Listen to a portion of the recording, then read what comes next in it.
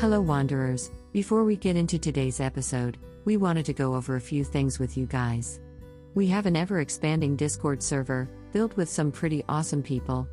We'll leave an updated link in the show notes. Also, our Patreon has been updated with new perks. Patrons now have access to not only shoutouts and early episodes, but now exclusive content like monthly original tales and HG posters. We also currently have a Patreon goal, where when reached, Scott will do an entity tier list episode. So, if that interests you, consider checking it out. To send us off, we have a merch store along with a YouTube channel, both will be linked in the show notes. That's all the announcements we have. Thank you all for listening, and let's get back to the episode.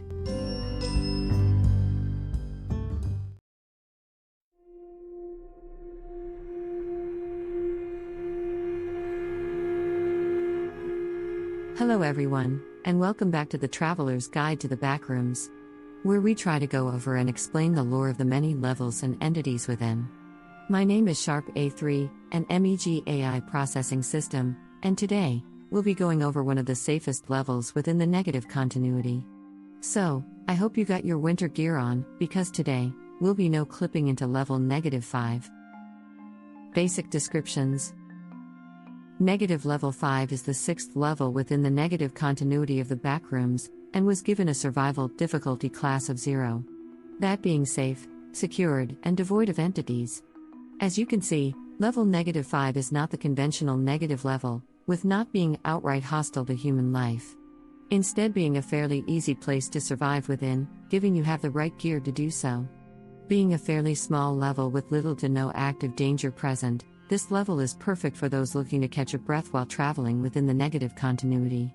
With that short description out of the way, let's hop into the appearance of level -5. Appearances. Level -5 takes the appearance of a large field covered in snow, with trees scattered throughout the level.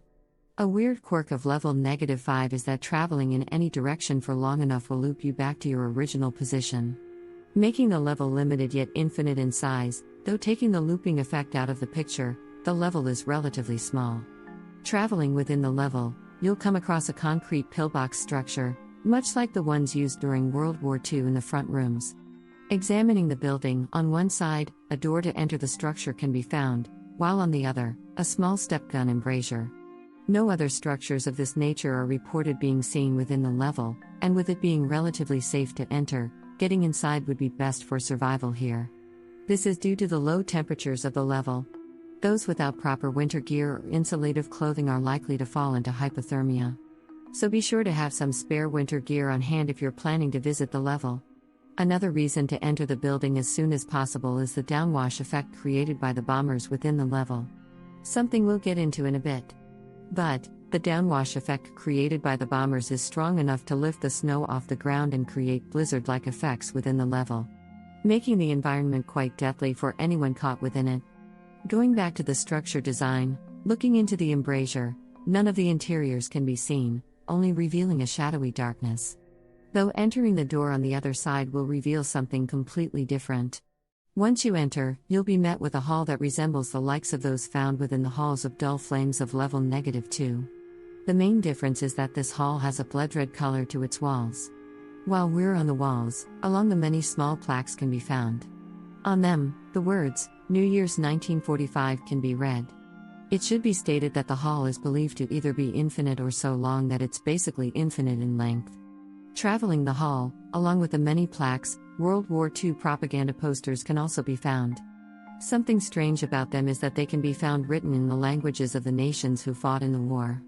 On the posters, the people depicted are noted as having unsettling smiles and exaggerated piercing eyes.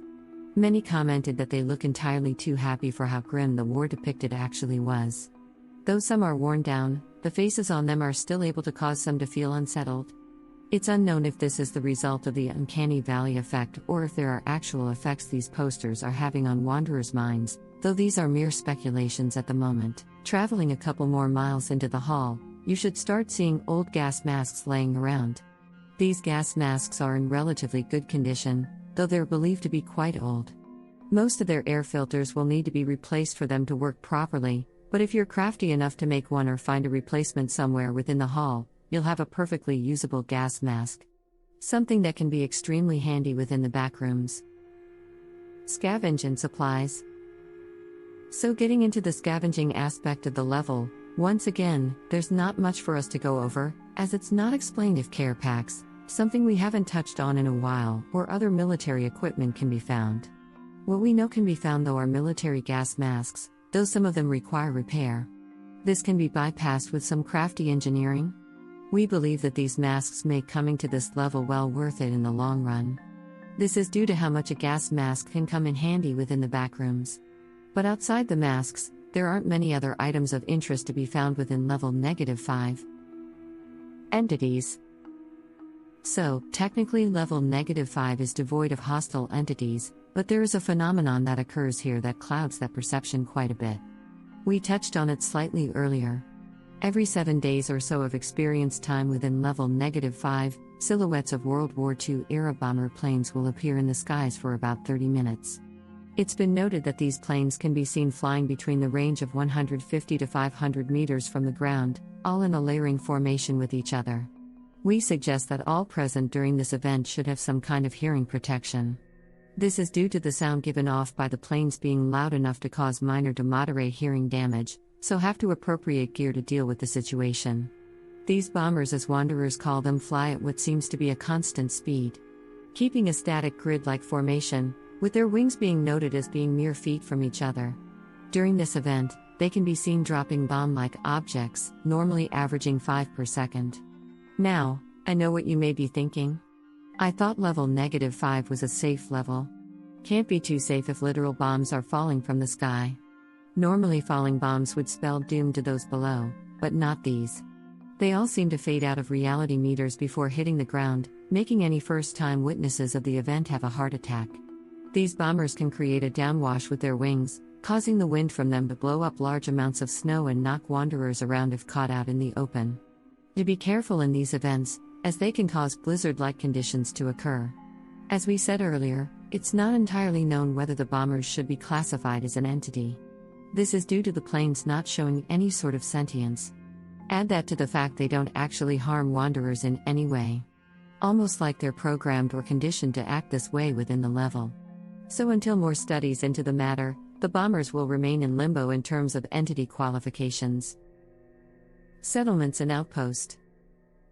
Though it's safe enough to form settlements and outposts, there aren't any documented within the level. Unlike other negative levels, level -5 would be a great place to set up a community, barring that the settlement is equipped with the appropriate equipment to survive the cold. We believe as time goes on, settlements could begin to crop up here with great success. Ins and outs. So there aren't many ways in or out of level -5. For starters, the main way of entering a level is by traveling within the forest of level -4. Traveling within that rugged environment for long enough will have you brought to level -5. It's unknown how this works, whether you clip through the ground or just instantly appear within the next level. To leave level -5, it's believed you must somehow get to the end of the semi-infinite hallway within the pillbox structure. Doing this should eventually lead you to level -6. Closing words. So that was level -5 of the Backrooms. What do you guys think about the level? Do you think the bomber should be classified as an entity?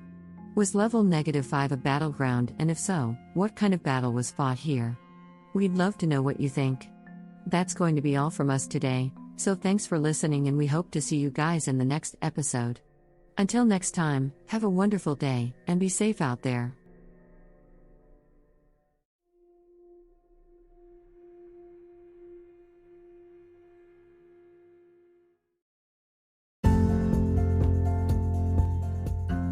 I would like to say a very special thank you to our patrons over at Patreon.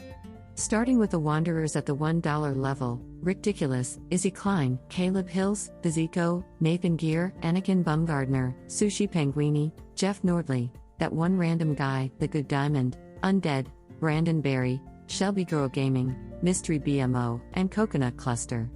Next up are our senior explorers at the $8 level, Stephen Conger, Manicord, Lee, Zephyr the Cast Iron Crow, and Ant. Thank you all for going that extra step to support us and what we do. It's greatly appreciated. If you would also like to get your name shouted out at the end of the episode, get access to exclusive Patreon content and more, go become a patron on our Patreon. Thanks again for listening, and have a wonderful day.